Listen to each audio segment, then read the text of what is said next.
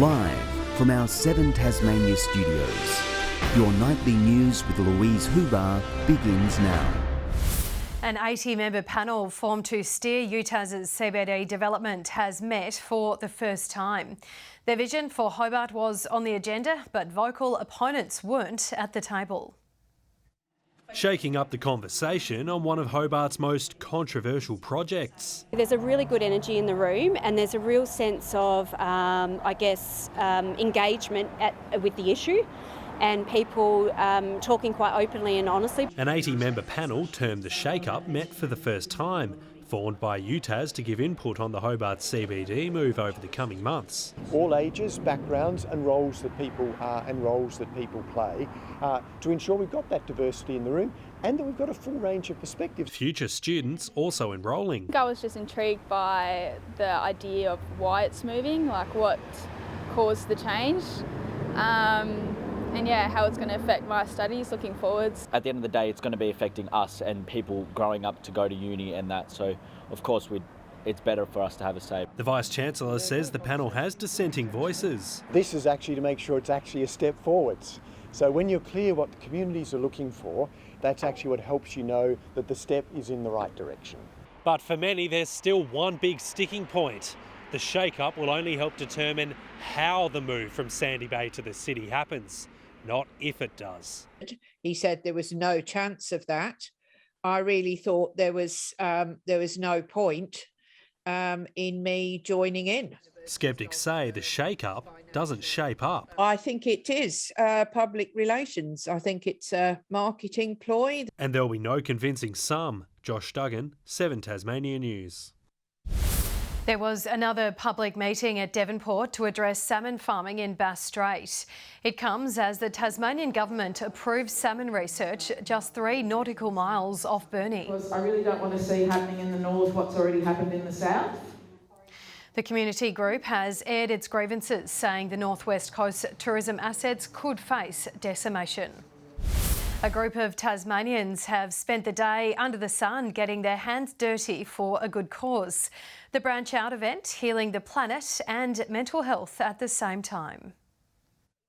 Fighting a long-term battle with mental health, Christina turned to environmental organisation Landcare during her time of need. Planting a tree was a tangible action that I could do to plant a new beginning, to heal and to recover. Now they're working together, creating a communal event for others to do the same. This is a really amazing and easy way for people to actually get their hands dirty and just feel part of something. In Australia, that suicide is the highest reason for death amongst people between 15 and 44.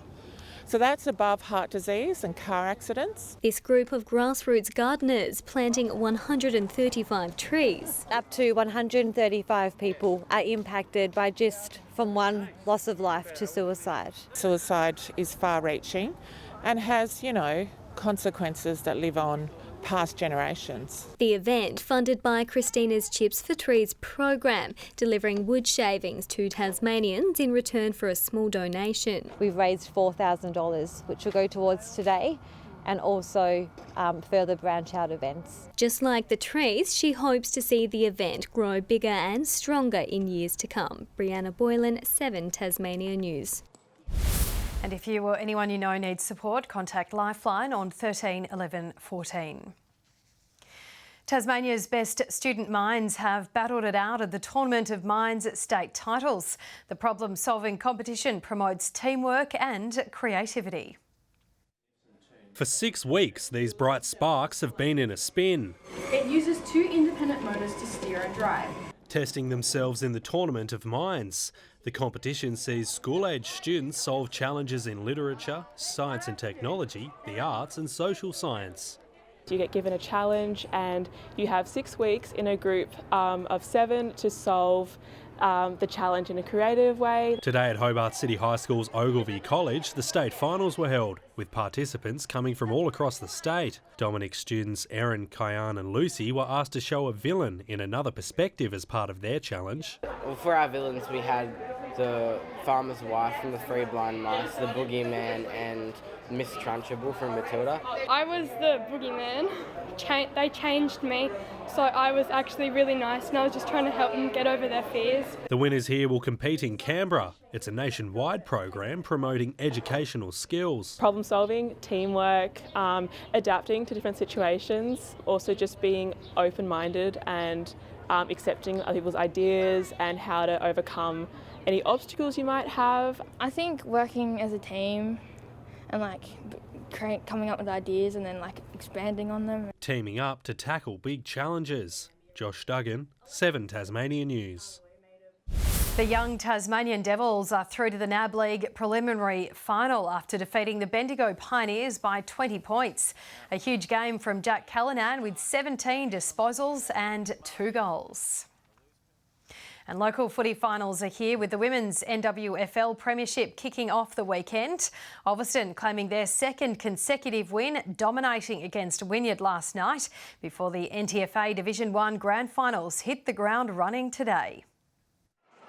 It's a rivalry as old as time. It's a good rivalry, but, over the years, St Pat's has always been the tougher team, so they'll win. Come on, the Saints! Old Scotch are good as a club, as people. And I'm pretty sure St Pat's are going for Old Scotch at this point. But apparently not good enough. In the NTFA Division 1, St Pat's were unstoppable from the outset, clawing their way to a 27-point victory. That's a long time coming. Scotch have beat me twice now, so it's always a tough game to play against them, and finally we've actually won one. Celebrating the only way they know how.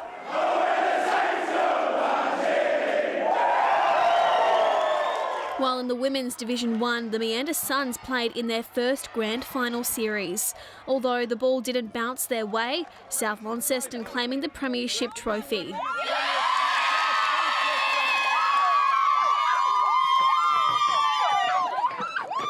get that win just tops it off, doesn't it, really? Going all season without losing a game and then finish off in the big granny, that's how we like it. The final score 15-6.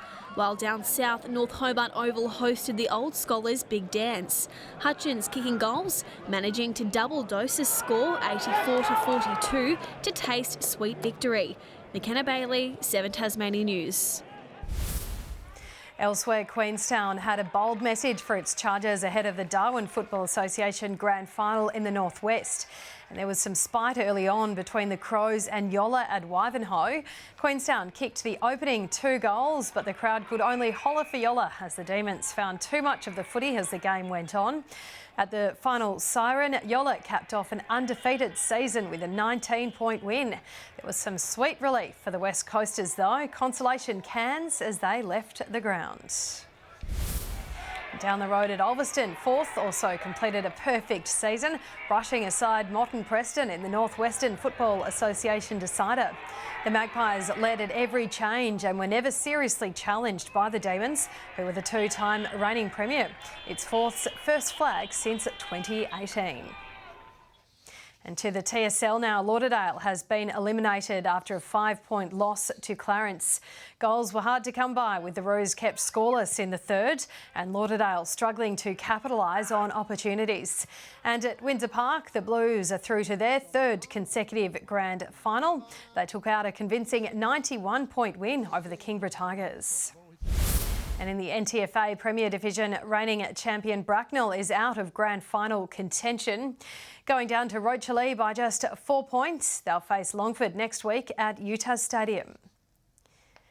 And Wynyard has made it into the NWFL Grand Final after beating Burnie by 81 points. They'll play Devonport in the decider. Good evening. 16 was the state's top today in Launceston, 14 across Hobart and Devonport, 13 in Burnie. Strahan and Grove 13, 15 in Smithton and 14 in Low Head. On the close-up shows, cloud across the west and far south of the state with clear skies elsewhere. Further out, mid to high level cloud is covering eastern Queensland and New South Wales. Tomorrow, a high-pressure centre remains to the west of Tasmania, while a ridge extends from the high centre to the mainland. South to southwesterly winds tomorrow, 10 to 20 knots, swells up to 3 metres in the west and south and below 1 metre in the north. Tomorrow's forecast now, Hobart and Richmond 13, showers in Ouse. In the north, cloudy in Launceston, 13 across Devonport and Deloraine. Burnie tomorrow, partly cloudy, 13 in Strawn, a possible shower in Curry. St Helens and Swansea, partly cloudy and 14 in Whitemark. Looking ahead to the 3-day forecast now. Monday, showers about the south and east, easing during the evening. Tuesday, light showers across the south and east coast. And Wednesday, showers developing about the north, fine elsewhere.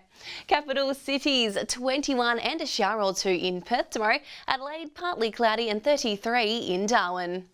And currently Hobart 9 and partly cloudy, Launceston 8 and Devonport 8 and clear. And Lou, how about that ripper match at the G? It certainly was a river match, and yes, Geelong did come away with a good win. That's all your news for now. We'll see you again tomorrow with a full Sunday night bulletin. Have a lovely evening. Good night.